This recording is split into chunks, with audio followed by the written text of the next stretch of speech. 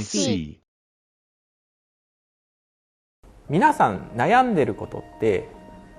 同じジャンル分けするとほとんど同じ悩み、人に対する悩みとかなので、それをこう発散するとものすごく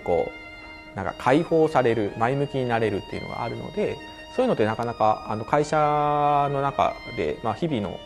業務をしている中だとそういう気づきっていうのは得れないので、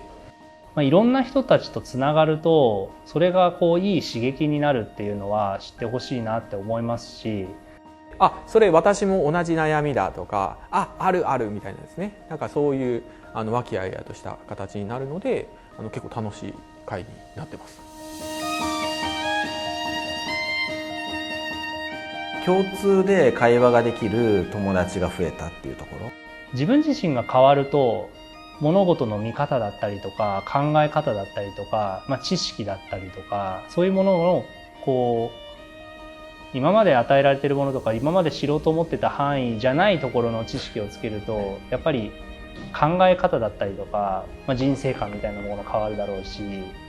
会社の中での働き方だったりとか姿勢も変わるんじゃないのかなって思うので、なんかそういったところに。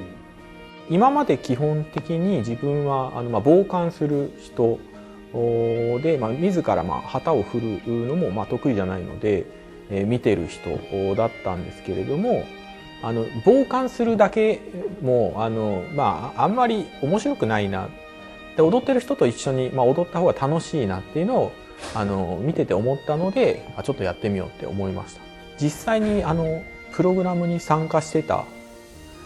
桑岡さんって方がかなり自分から踊るような人だったので、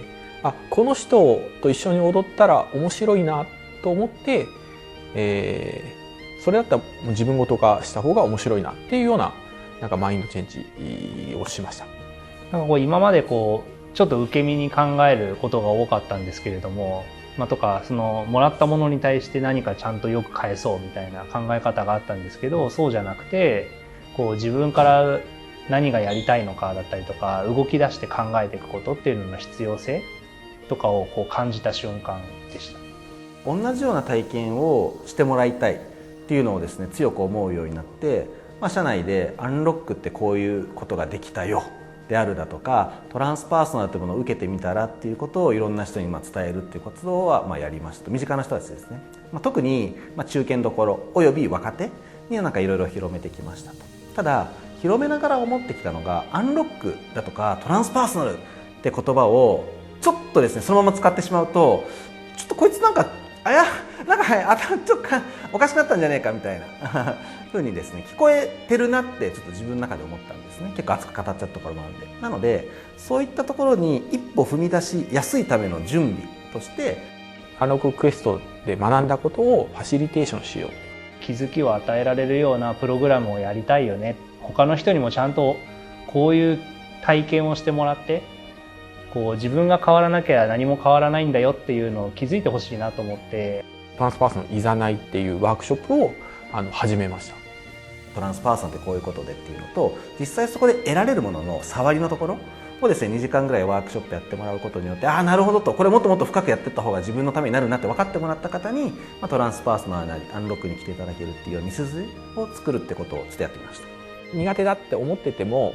やってみたら意外となんか形になったりとか、あとは自分ができなくても他の人がサポートしてくれるので、なんか殻に閉じこもってなくて、とりあえずやってみたらなんとかなる。 DBIC のイベントがなかったらとか、いざないのイベントで会ってなかったら、別に話さなかったであろう人とそういう交流が持てるようになったことは自分のためにもなってるし、会社のためにもなってるなっていう実感があります。